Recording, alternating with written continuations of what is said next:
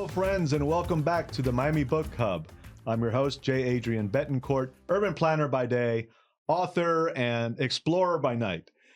This is now, I want to say, episode 4 of this podcast. And as you know from watching our previous episodes, we're embracing Miami's literary community, whether it's the authors, the readers, and the book clubs, to publishers and booksellers. We want them all in this program to celebrate Miami's literary community, and especially its authors.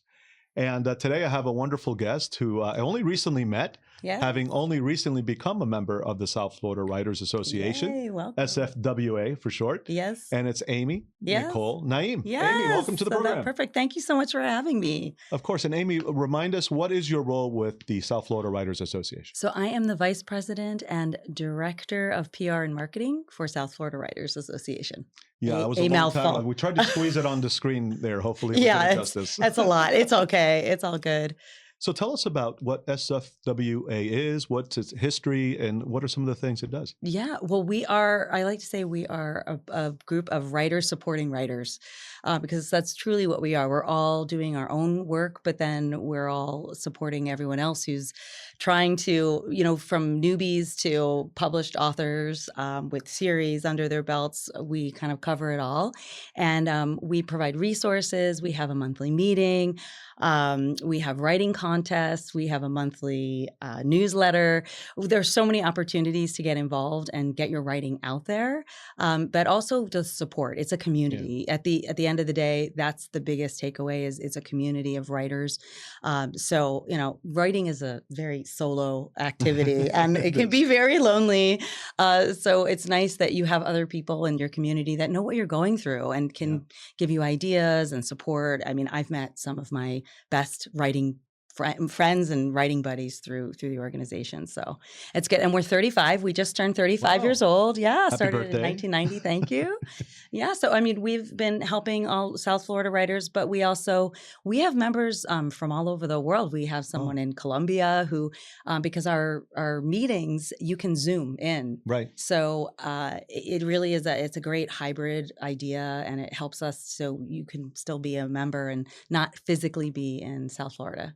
So. Yeah, it's very accessible. And I have to say, I was so happy to have discovered you because as a new author and someone who isn't a professional writer, I wasn't sure where to start. I was lucky enough to have some early conversations with Lisette Mendez at the book fair and some others, but it's really daunting when you're writing and you want to publish and you don't know the business. You don't know where to start. And I think this organization is a great place to start for anyone at any level, right? Yes, absolutely. Especially knowing how to deal with, do I self-publish? Yeah.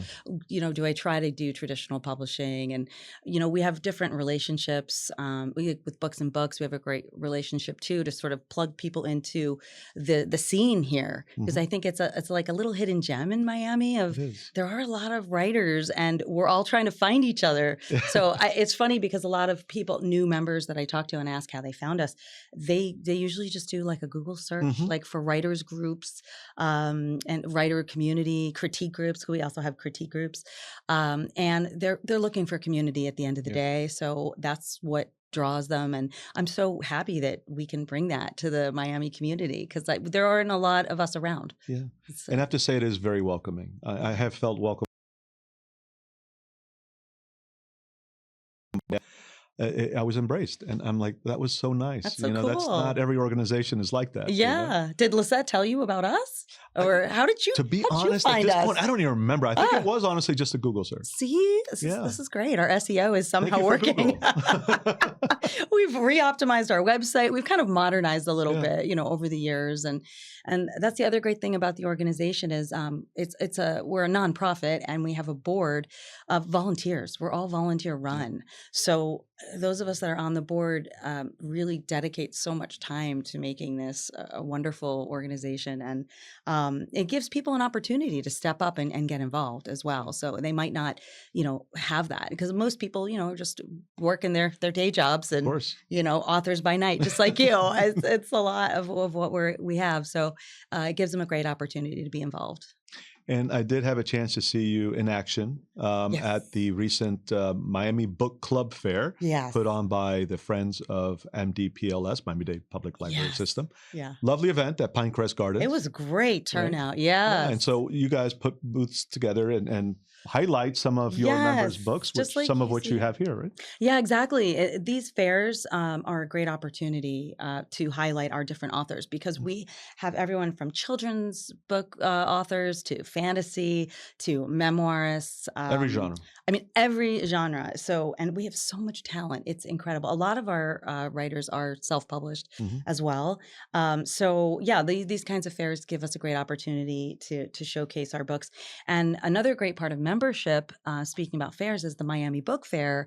Is we have a standing table there too. Actually, no, we've doubled our presence there, which is amazing. And if you become a member, you can have an opportunity to have a slot at the fair, which is something people join just for that sometimes because, as you know, it's not cheap to have a table at the fair. So then you can meet the authors, they can sign your books, and it's such a fun, wonderful time. So that's a lovely. great opportunity. And do you put on any events of your own, or is this just kind of piggybacking on We some of our biggest event that we do is our Mango Writers Conference, which is in November usually. And the one we just had was fantastic. We usually have speakers from all different on all different topics. Like, of course, we covered AI. We covered turning your book to film. I mean, just we have incredible speakers lined up, and then you can come. But that is our signature event that happens every year. Yeah, and I just missed it. I was so bummed. I know. Don't worry, it's going to be even better next year. We're always trying to make it better. And then I better. also assume, by the way, that was put on by Mango Publishing, which is a publishing house. I just learned it's confusing. another publishing house. We may be dropping the Mango name because I think it is a little confusing for people. But it'll be the Avocado. I think we were trying forward. to exactly kind of equate it with South Florida, but truly it is. Yeah. It's just South Florida writers. But it's amazing. We had an agent there last time. Yeah. So just missed it. I know.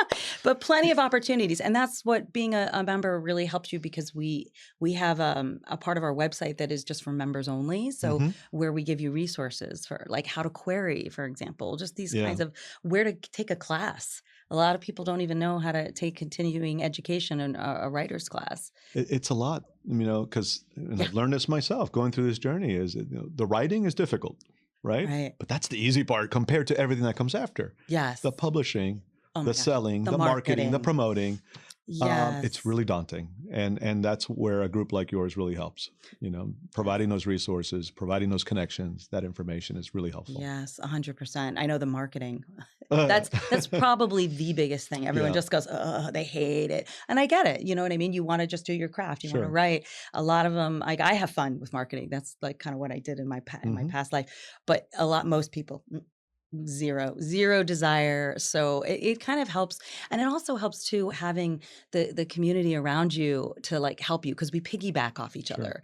We'll tag each other in the posts, and we also help promote them through our social media channels too. So I love that it's supportive, because you'd think, okay, to some extent this is a business and other authors might be seen as competitors, but not really, right? Everyone is here to support each other. Yes, that's what I was thinking about and talking to you. That is the community, but also that it's like the rising tide lifts all boats. Idea, because every person who's doing well, like for example, someone found we work with Sean McComber at New Times, and he also writes for he's an editor for Aqua Pinecrest. I don't know if you've heard of that magazine. I haven't. It's a really beautiful magazine, and we love Sean. And so he did a feature on one of our authors, and then she passed on information for our other authors, and he did more features.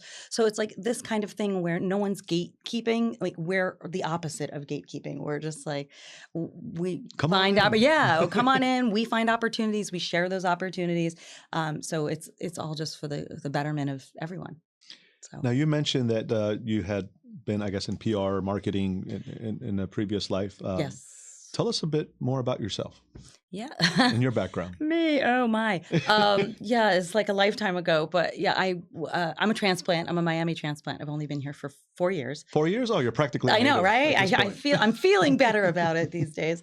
But we did come from New York, New Jersey area, and before I had kids, I was in the fashion luxury business in New York City, PR and marketing. I worked for Chanel and Tiffany and all these high life So things. fancy. So fancy, yes. And that's part of my memoir. What I'm writing about in my memoir is kind of my journey through those companies, and what my lifestyle was like, and then coming out the other side and becoming a mom, and then the identity around all of those changes. But I did PR and marketing for the longest time, and I always loved to creative write when I was younger. But once I started doing it as my job, it really I didn't love it as much. Like I got away from the creative Happens writing. a lot, yeah. Yeah, because it's corporate writing, and it's so it was a big change for me, but it was something I was good at. It was like my zone of excellence, not my zone of genius, Right. if you will. If you've ever read The Big Leap, which I love, Gay Hendricks. If you've never read that book, highly recommend. Adding it to my list. Okay, adding now. But yeah, he talks about working in your zone of excellence, which is something you're very good at, but it's not your zone of genius, which is Right. where like time stands still and you're in the flow. And so I was doing that for a long time, and then I switched completely once I became a mom. I just started doing other like more health related things and stuff on the side. But Yeah, I see in some of your background that you're into wellness, yes, right? And yes. alternative medicine. And in fact, you wrote a book on that topic. And so tell us about Advocate. Yes, I know Advocate, and it's funny That's because this one right up here in the yeah, front. We'll show it off there. yes, Ta-da. yay. And on the back, you're surrounded It's by everywhere. Advocate. It's everywhere. We're surrounded. But yeah, Advocate grew out of, first of all, my desire to get back into creative writing and memoir writing, but also out of what happened with my daughter. Because she's faced some health challenges from the get, like when she was born. And I wound up turning to, alternative and more holistic functional medicine to help her through a couple of her health challenges. And that led me on a journey. I mean, I was already kind of a healthy bent person, but this really put me onto the other side. And I wound up doing a ton of research and going down a lot of rabbit holes, which a lot of us do.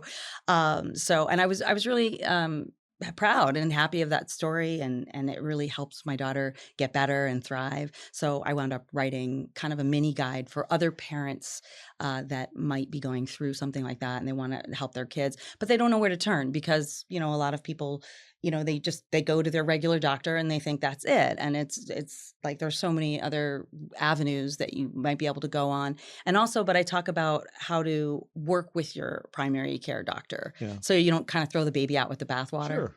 So it's about that journey. It's a balance, right? So yeah, a bit of a kismet here. So I absolutely believe in holistic medicine, and in my book, Maya Lin and the Ancient Order of Seshat, coming to a store near you in the near future. There's a lot of Eastern philosophy and Eastern, traditional Chinese medicine, and that whole approach to life, not just to medicine in particular. And so, yeah, I love that. And I will say, I had twin girls who were micro preemies, born 4 months early. Whoa. 1.5 pounds.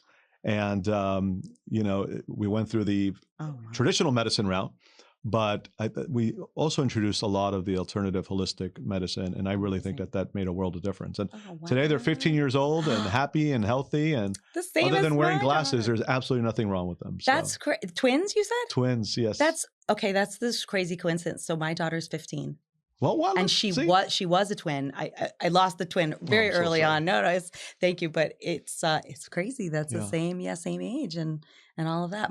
But I've never heard of micro preemies. Yeah, 23 weeks. That's when they were born. Yeah. That's crazy. Oh, I know. My niece was 2 months early, and that was shocking to see her in such a tiny little state. Yes. I can't imagine seeing a 1 pound baby. She looked like a hairless squirrel in my hands. But to your point, there's so much information out there. Yes. And you start going down every rabbit hole because you want to do whatever you can, right? And having one kind of resource guide would have been really helpful to kind of, give us, a cheat sheet. Yeah, So exactly. that is very much what this is. Oh, in a I'm way, so right? happy to hear you say that. It's wonderful. Yeah, I wish I'd known about it at the time. I know, right? So have you written anything else? Are you working on anything? Well, I also have my journal zine that is it's a gratitude journal that I also ta-da! It's a beautiful inspiration. Serenity of Self. Yes. A journal zine for gratitude and self-discovery. Yes. Love it. Perfect. Yeah, that's exactly So right. what does someone do with this? So it really is to express your gratitude, and we all know that that's kind of what gets us into better, state of mind when we're expressing gratitude for, the things that we have, the things that are coming down the pike, because they always are. Everything's getting better. And that just helps you. I've always been a big journaler, so of course I had to combine that and make a journal for myself.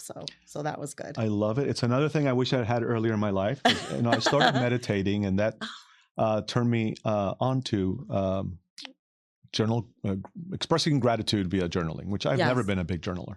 And I just had a plain old book, and I would do it there, and it made such a big difference. Like, I loved starting the day with gratitude, and unless you really write it down, you can kind of make a plan to always express gratitude, but then you forget, other things distract you. But if you make it a habit of journaling every day, then you stick with it 1,000% until you stop, which I did. I know. Oh, trust me, I know. I've definitely gone in and out. But I wish I hadn't stopped, because it really was wonderful, and I should get back to it. It's the same thing. It's like when you go back to yoga, or you go back to something that you got away from, and you're like, why did I stop this? It's so awesome.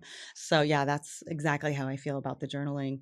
And then other than that, just I've been working on, this is kind of a mock-up, but my it's called Letter to Amy, which is a letter that my grandfather wrote me when I asked him what he did in the war. Oh my gosh. He was a World War II veteran in the Army. I'm already tearing up. I know, it's the sweetest story. I that's why I want to look at all of the Pearl Harbor and all of the memorabilia that you guys have here. But this story, it was so touching, because he was a great writer, my grandfather. And I mean, who knew? Genetic. I hope so. Maybe. But he told a great story, and it was just wonderful, because, he had just married my grandmother, and then he, runs off to Europe, and he's, Pearl Harbor happened, and a lot of people just signed up. And that's what was really incredible to me. Especially now in this tumultuous time that we have going on, to see that, like, how they stepped up and just went for it. And he left his bride here, and but he had such a positive attitude about the whole thing, and I think that's what I took away from this. So, in the story itself, he's funny. He doesn't even know he's being funny, so it's just like, I'm excited to tell his story. So I transcribed it and edited it, and I'm working on getting it out. So we'll see. It's a bit of a side passion project for me. Is it just the letter you're publishing, or is it you? The letter is almost write about the letter, and no, it is the letter. That's a long letter. Exactly, it's like a short story. It's that long. Wow. But he really goes into, covers basically his 4 years that he was away during the war. That's going to be so special. Thank you. Yeah, it is beautiful. It is. I'm glad that I can bring that, at least to my family, or to other people who are interested in it. Maybe put it the war memorial in DC. Oh my gosh, that'd be beautiful. Yeah, it'd be just cool. So, there's a reason they call them the greatest generation. It really is. They're incredible. For sure. Yeah. I know. They're wonderful people, and Gen X ain't bad. But hey, I'm with you. Yes, exactly. I guess I'm Gen X. I'm what you call an Xennial. A Xennial. We're probably the same exact age. Yeah. Yes. We're young millennials and older Gen Xers. The other way around. I think we're young Gen X. Oh, yeah. That's what I meant. Yeah. Sorry. Yes. Yeah. Older millennials. Yeah. Right. We're badass. Have you always self-published, or do you? Oh, have I? Yes. When I wrote Advocate, I wrote that through a class that I was taking on how to publish on Amazon. So, and it forced me to write this book, which is fantastic. And then it also gave me an education on how to publish with Amazon. And but now with the memoir that I'm writing now, I'm hoping to shop it to be more traditionally published, which everyone does. But I'm not against, of course, like I'm open to indie publishing, and that might be the way to go. You know, you hear things either way. There are pros and cons, I've learned, right? And so, and KDP Amazon has been a game changer. It really allows anyone to publish a book easily, affordably, relatively affordably. You get to keep all your royalties, right? And so I guess the flip side is, you know, you don't have the support services that I guess a traditional publisher would necessarily. Yes, and and I've been reading about this, even if you get a traditional publisher, you are still doing so much of the marketing still on your own yourself. These days. Yeah, it's not like how it used to be, right? Yeah. So, I mean, a lot of people will tell you, like, just don't bother. And we hype it up so much, and we feel so rejected, yet we still keep going for it's just honestly more of an ego thing. Like, you want to feel like you've been accepted into this very exclusive club of 100%. I know. I can't lie and say that it wouldn't be the coolest thing ever. But, you know, at the end of the day, if you really got to ask yourself, like, why are you writing? I do. I have a card that's just always like, why are you doing this? And it's not for the fame and fortune, because that's very rare, you know, and it's not what I want. I want to be able to express, you know, and have that creativity in my life. It's like any art, and this is an art at the end of the day, right? Exactly. You're just expressing your creativity, which I think everyone has. Everyone has some kind of creative element to them. It's just finding what it is and letting it out. 100%. Yes. Yeah, so I'm self-publishing my first book as well, just because, frankly, I didn't have the patience to go through. It's a lot. You have to find a literary agent, and you have to send, I don't know how many query letters to even find one, you know, to give you the time. And then they have to shop it to the publisher. Like, it's a whole process, man. It really is. I don't know that people realize how difficult it can be. I know. Did you go through Ingram, or how did you? I'm going through bookbaby.com. Oh, BookBaby. I've heard of BookBaby. And I like it because they offer, you know, a variety of services. You have to pay, but they're very upfront about what it's going to cost. I think it's reasonable, but they have professional editing, they have professional cover design artists. And it's all internet based, which I love. You know, I don't have to get on the phone. So that's what I'm going through. That's for better or worse. We'll see. But, for sure. So and you have the local community now to help promote. Like we have all these things. Exactly. So that's going to be amazing for you. I'm excited. When is it dropping again? In September 22nd, book launch at Books and Books. Thank you, Mitch and company. Well, you're going to have to come talk to South Florida writers. Absolutely. We have speakers come every month. That's what we do at our meetings. And we'd love to hear your process and, you know, how you wrote the book and your experience with BookBaby, all those things. Because this is exactly what the organization does, is we share these experiences so people can understand, like, all right, you know, this makes sense. And that's why I'm hosting the show. I figured, you know, so that people can learn from me and from the guests that I have on. Yeah, 100%. I know. You're doing it. Now, where can people find your books? AmyNicoleNaim.com is my website, and they're all up there. It's also on Amazon, I believe, right? But, and it is, yes. But buy directly. She makes more that way. Yes. I can't. I think the links might go directly to Amazon. Oh, okay. But if you're local, honestly, you know, come get in touch, and you can always, you know, come see me locally. Now, do you want to talk about some of these books we have here? Some of the members? Or? Yeah, just so definitely running the gamut. So actually, another great thing about the organization. Don't get too far from your mic. Association is, is that we do anthologies. Okay. So this one in particular, which is a very interesting one, is called Sea of Tranquility. And it's an anthology. So it's by a lot of the members of the South Florida Writers Association. And this is going to be a part of history, part of something called the Lunar Codex. Yeah, it's incredible. So it's from... Don't know what that is, but it sounds interesting. I know. The lunarcodex.com.org, but online, it's easy to find. Okay. They're basically shrinking down art from all over the world, artists, so writers, poetry, you know, paintings, all different kinds of art, onto a microfiche, and we're launching this. This is going to the moon, to the actual moon. This is going to the moon, and it will be like in a time capsule. It will be deposited there. That's crazy. Yeah. So our writers get to be part of this anthology, which will be on the moon. That is fascinating. I know, So, fascinating. I would think love July. to go to space. Like I was telling my wife the other day when we were watching Artemis that I'd love to do that someday. Oh. She's like, "You're crazy." I'm like, "No, you have no." I mean, I would give my left arm Really? to be in space, and so this is a way to accomplish that. Exactly. Without Yeah. At losing my least your arm. work. Yeah, totally. Yeah. Yes. Yeah. I know what you mean. It's so fascinating. I know. I've been watching Artemis with a lot of, Yeah. admiration. It's the coolest thing. But yeah, this is the next best way to do it. But the Lunar Codex project is incredible.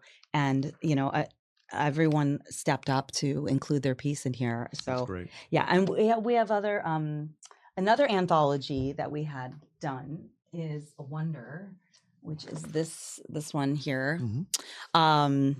Beautiful cover. Yeah, it was really nice. Giancarlo Cavalos and Ceci Shaw were the they were the editors. The president of the Writers He's Association and current president, yes, and Cecilia is our director of programming. So she did the Mango conference. Excellent. Yes. So this is the recent one that we had, and this has a lot of beautiful short stories in it. So this is what I mean when you can connect with different people in the association, because it's like now all these people have an opportunity to display their work, to showcase their work. And it's just incredible when you just sit down and you read all these stories. So this one, I mean, we have another one happening called Tales from the Bedside, which our webmaster, JC Sang, that's her pen name. You met JC. I already have it scheduled for a future episode, so stay tuned. Oh, yay. Are you going to, her book is here as well, but she put together, Code Blue Publishing is her house, and she's put together, I think you're going to contribute to it, yeah? She has another one coming out maybe. Okay, yes. But yeah, we'll talk about that. We'll talk. Hopefully not as a character in her book, because that means I'm probably in the hospital. Oh, yeah, no. No, well, yeah, she's incredible. She is just the amount of output that she does is really great. So she's doing a few anthologies. So yeah, they're all just incredible opportunities to get your work out there and be seen, So I love it. So here's a stupid question. It's the South Florida Writers Association, not Authors Association. Right. Are there writers of other types, journalists, other professions, other than just writing books? We do have people that are like journalists by day, kind of, and creative writers. Okay. Yes, there are. And we would support even songwriters, screenwriters. So it is any kind of writer, for sure. Yeah. We've had people. Well, a lot of the poetry that we've had is very akin to the song lyrics and stuff like that. So really anything. Music is just poetry set to musical notes, really. Exactly. So we have it all, honestly. It's a wonderful association. I'm just so blessed to be a part of it. It is. And you touched on the writing contest earlier. So I did submit for this latest writing contest. Fantastic. So crossing my fingers. Okay. Yeah. Another great opportunity. Never submitted to anything like that in my life. So. Oh, really? We'll see. Oh, yeah, good.